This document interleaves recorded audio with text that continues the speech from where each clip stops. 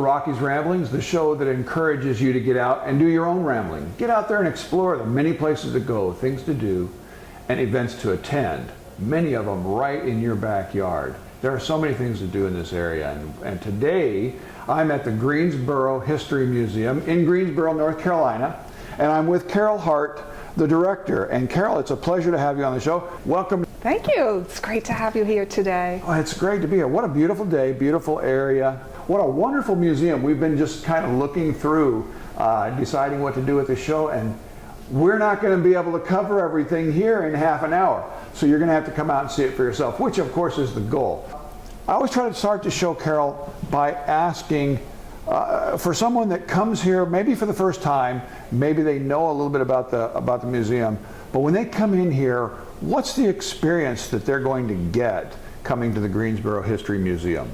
Well, again and again, people tell me they're so surprised about how much there is here, how many stories we tell, and the many stories that have national impact, and it's really a pleasant surprise for most people. Yeah, and I said the same exact things as we were looking over the museum deciding what to do. I had no idea that some of the stories, the Wranglers, jeans, we're going to go through that story right here. Wow, yeah. Really neat stuff. So we tell the story of Greensboro and our local region, right from the earliest days to what's going on today in our community.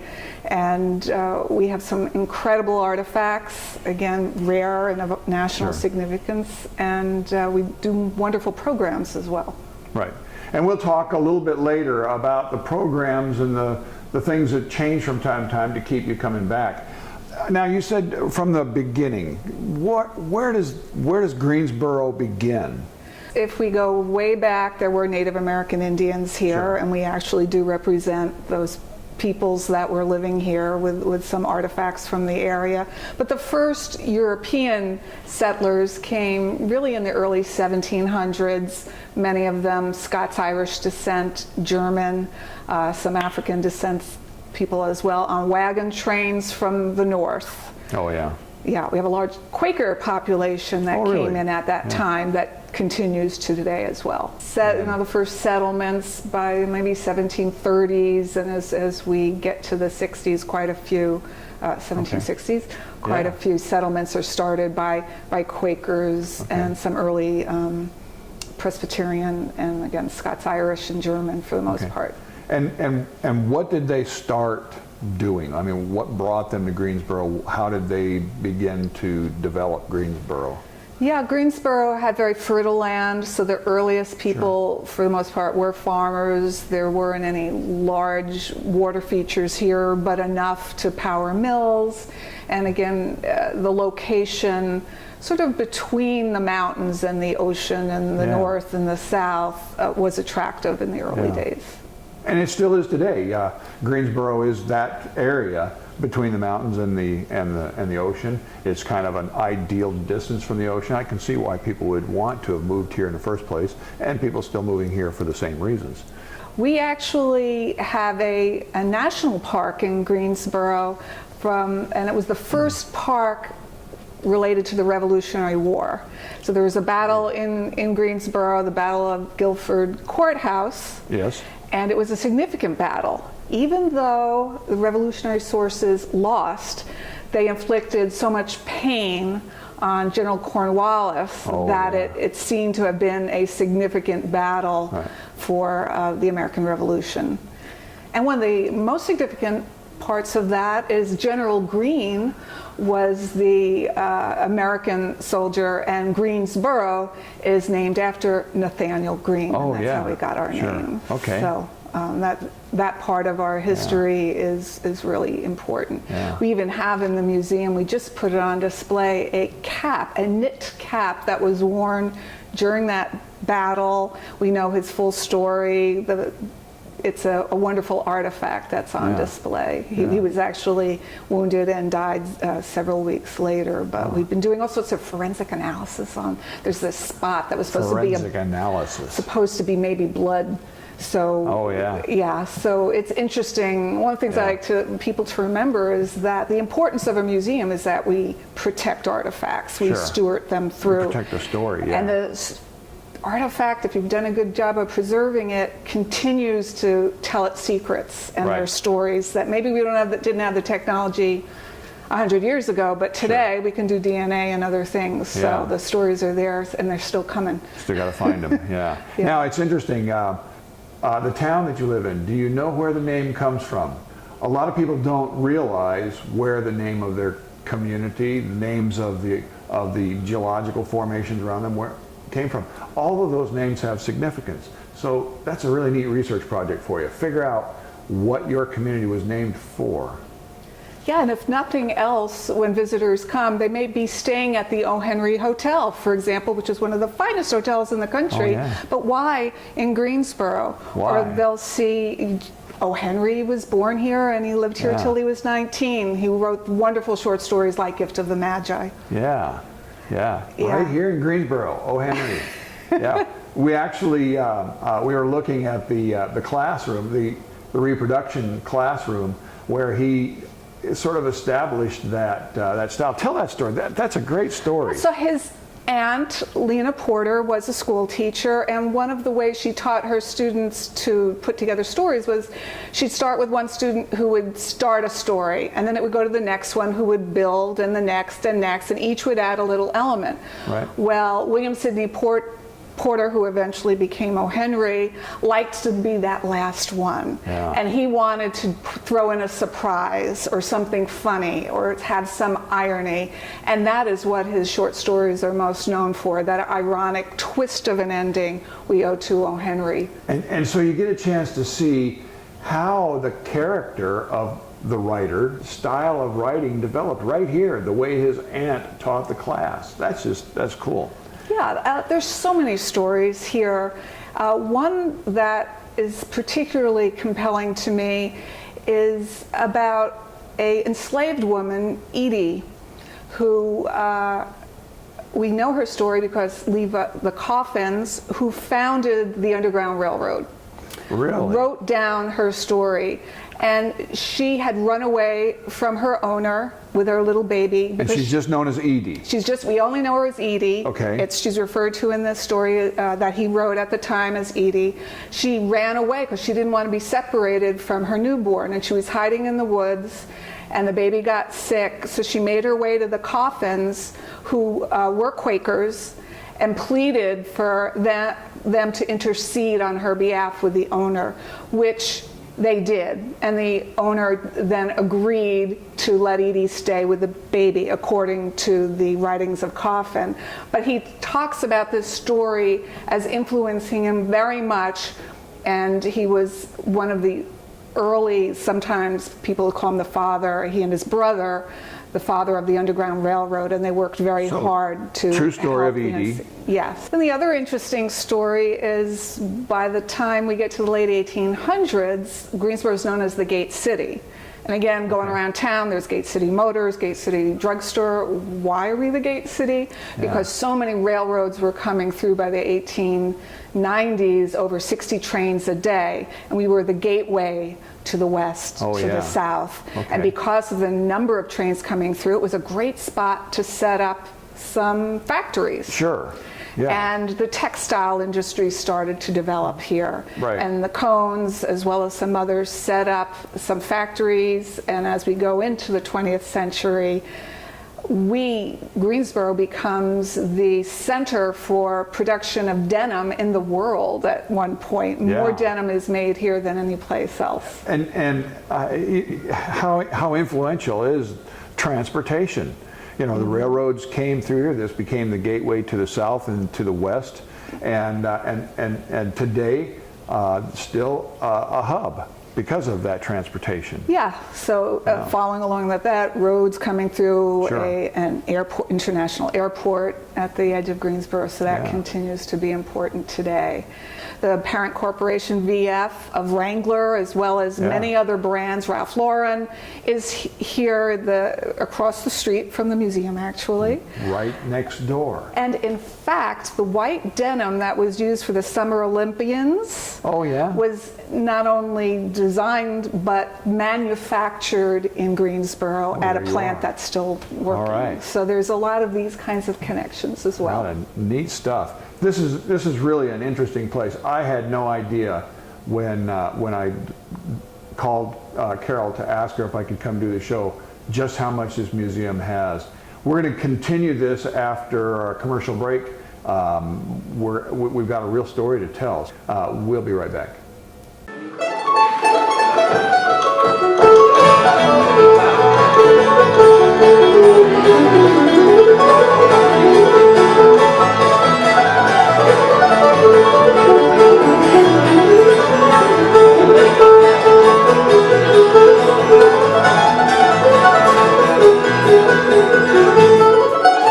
We're back. In section 1, we tried to go through some of the stories that you're going to see here at the Greensboro History Museum when you come down here, because you do need to ramble out here.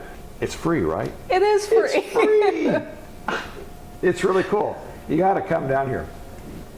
But now we want to switch gears just a little bit and talk about what is the basic central theme of the museum, which is the voices of Greensboro. And during the break, we were talking about that one of the early voices is none other than First Lady Dolly Madison.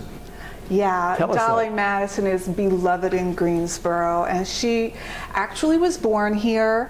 She only lived here for 1 year. Oh, no. But we've claimed her as our own. Absolutely. And in the early 60s, a huge collection of artifacts, things belonging to Dolly, became available.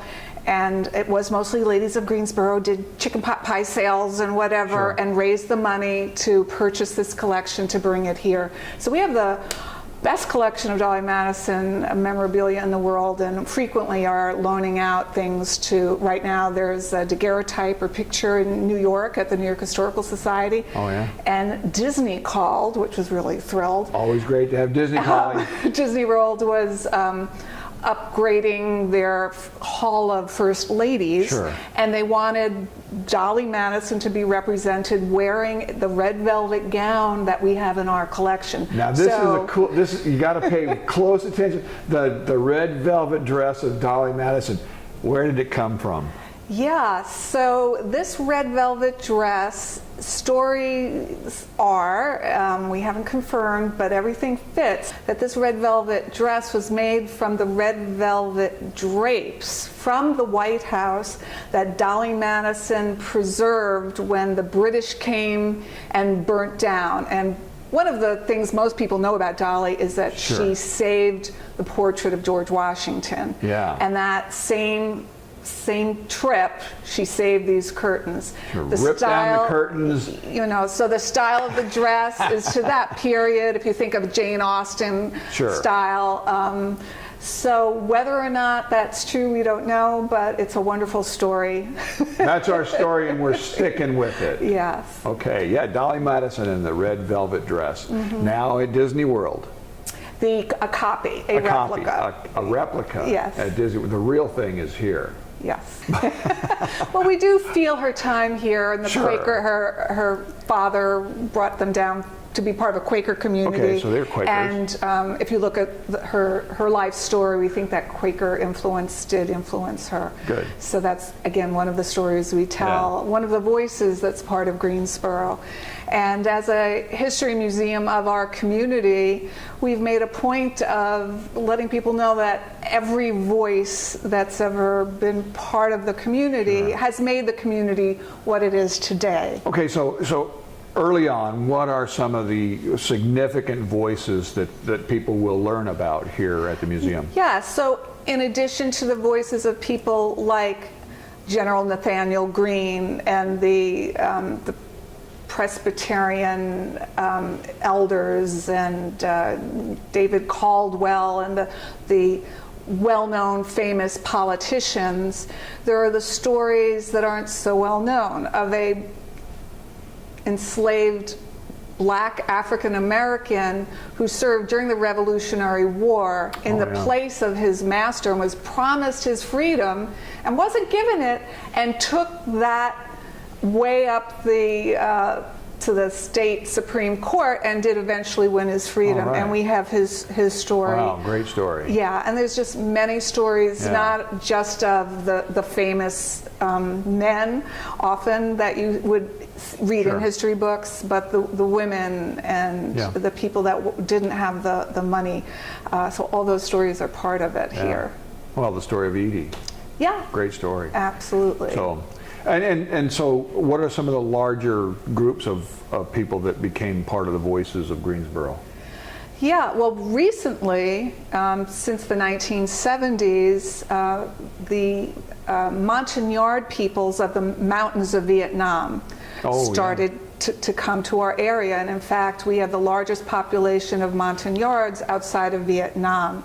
And this was related to the end of the Vietnam War, and Greensboro was seen as a great place to relocate people by the government. Our churches were very active, and there was an army base not too far away. So we became a good place to relocate and for refugees to come. And you've got a whole room that's dedicated to right now we have a temporary exhibit that just opened on second generation Asian Americans, because Asian Americans have been in our community for a few generations at least. And we tell those stories of, again, through the voices of people of Greensboro. Okay, cool. So that's a temporary. I thought that was part of your permanent exhibit. That's a temporary exhibit, and that's where we're going to go in the third section after the break. The things that the museum changes, the things that keep it fresh, keep you coming back to see more and more history and learn more and more about the area. So we're going to take another break, and when we come back, we'll talk about the traveling exhibits, special programs, and that aspect of the museum. We'll be right back. I'm in the gift shop here at the Greensboro History Museum. As you've seen in other shows, souvenirs are a very important part of travel, but this is not just a souvenir store. This is an upscale gift shop. And there are some really neat souvenirs here, and all the things that are in the store for sale are significant to Greensboro's history. But it's not just a souvenir shop. Check it out.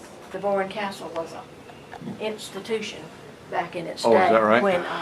When my mother was a teenager, and also when I was. That was the hangout place. But they had the best steak sandwiches and hamburgers. Woo! And you've got your castle sauce to put on them. And this, when they went out of business, the castle sauce went away.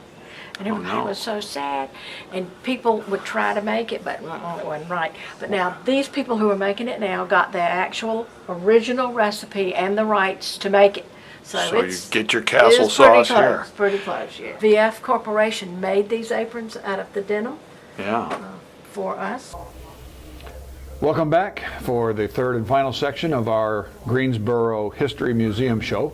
And we've moved into another room, the temporary exhibit. This is our temporary exhibit space. And the current the current exhibit about the Asian influence, the Asian voices of Greensboro. Yeah. And it's really, the colors are beautiful, as you can see. We're going to shift gears. We started by talking about the overall experience, the stories, and then we talked about the voices of Greensboro, which is the theme of the museum. And now we're going to look at the traveling exhibits, the rotating exhibits, the special programs. But we want to start with a voice that we left out in the last section. It's a very, very important voice. And that, of course, is the civil rights movement. Yes. Yeah, and from the earliest beginnings, of course, there's been civil rights issues, but Greensboro is probably best known for where the sit-in movement started at Woolworths.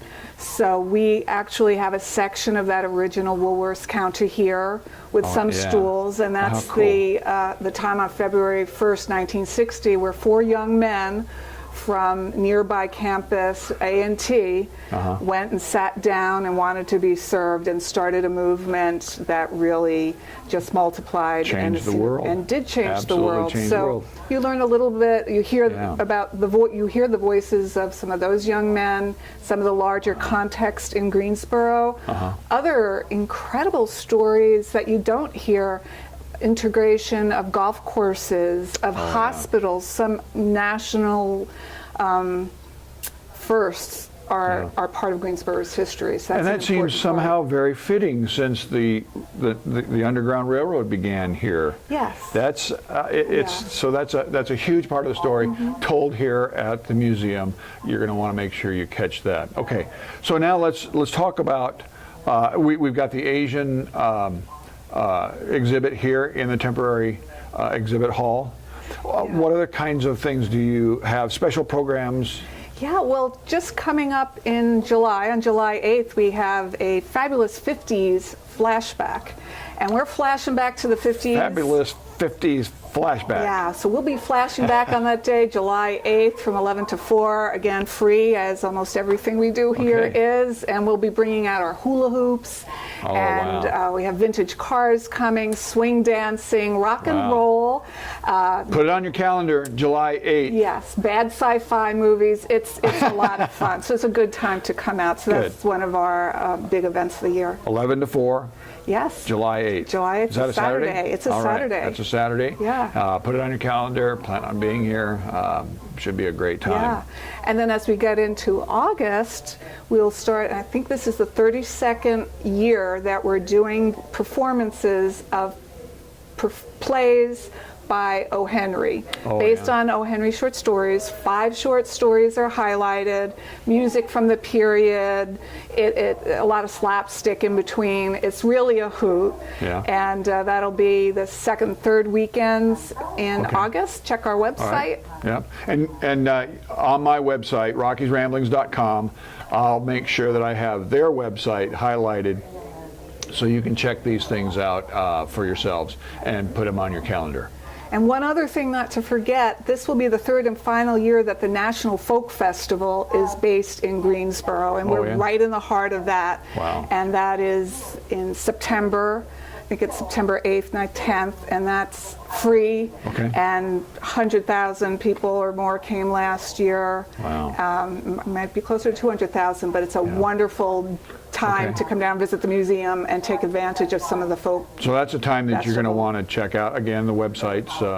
Check out the websites. All kinds of neat stuff happening this year.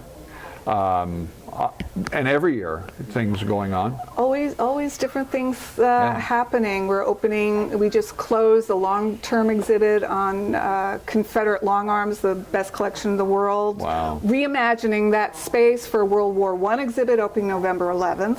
So the space where the Civil War long rifles, Where the Confederate long arms will be now a World War I in Greensboro. starting in November. Starting in November, and by the end of July, another smaller space is being re-envisioned, where some of those Confederate long arms, the most rare and special, will be on display. good, So they'll good. still be here, just not all 150. Now, will that be part of a permanent display then? Yes. Okay. Yeah. All right. So things are happening. Some of the things that Confederate long rifle exhibit just closed, but it'll be coming back as of July into a permanent different display. version. Yeah, yeah. So. But that's the nice thing about museums. There are so many stories that they can continue to rotate things around, keep it fresh, keep you coming back. If you've got visitors coming to visit, you'll want to come up here and show them the things that are more permanent, but then you'll get a chance to see the newer things that are coming and going all the time. Any other special programs coming up?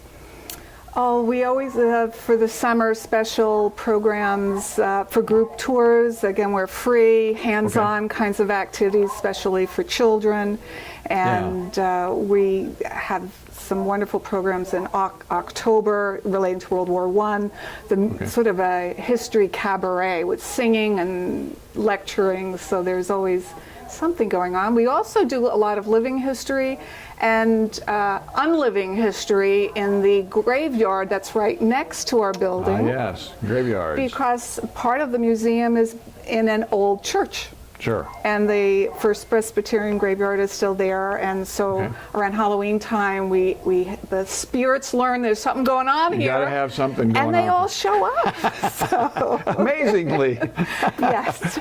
So cemeteries are always very interesting, especially if you're a history buff. And people always want to know who is significant, who is buried here that might be significant. Yeah, well, Governor Moorhead, who was governor of North Carolina, responsible for the railroads coming through in the 1850s, is there. O. Henry, who we talked about, family is here. He's Okay, not here. he's not, but his family We're trying to is. get him here, but the rest of his family is here. There are graves of Revolutionary War soldiers as well as Confederate soldiers, and just looking at those stones and the heartbreaking at times Sure. stories that you can see engraved. And we do interpret those so you can learn a little bit more how to look at a tombstone and learn more. Oh, neat. So the cemetery is outside, all these displays, permanent and temporary, going on inside the museum. Special programs going on throughout the year. Put July 8th on your calendar, the August events, check the websites. Carol, this has been a great visit. I wish we had more time on the show to cover all the great things that there are to do here at the museum. But again, the goal of this show is to get you to come down here and see it for yourself. And you've done a great job of introducing our viewers to what there is to see here. And we really hope that you'll all come out, ramble on down here and see it for yourself. And when you do, make sure that you're driving a safe, well-maintained vehicle. We got to make sure that you get here and home safely. And here's your defensive driving tip for the week: tailgaters. What do you do about tailgaters? Now, in a previous show, one of my defensive driving tips was to teach you how to make sure you have plenty of space between you and the vehicle ahead of you. But what do you do when somebody comes up and tailgates you? Well, the wisdom says to just let them pass you. That's great advice if it's possible. It's not always possible. You got a lot of traffic going on, cars coming and going. You can't allow a tailgater to stay on your rear end. One of the things that I do, I use my four-way flashers to let them know that I think they're too close. And then when they back off, I turn them off, and that way they get the impression that I'm not comfortable with them being that close. If that doesn't work, then I might try it again, I might not. If that doesn't work, then I just try to get out of their way and let them go around. But tailgaters are dangerous. Make sure that you leave more room ahead of you if you've got somebody on your tail. But tailgaters can be a real problem. That's your defensive driving tip for the week. Until our next show, here's wishing you safe rambling.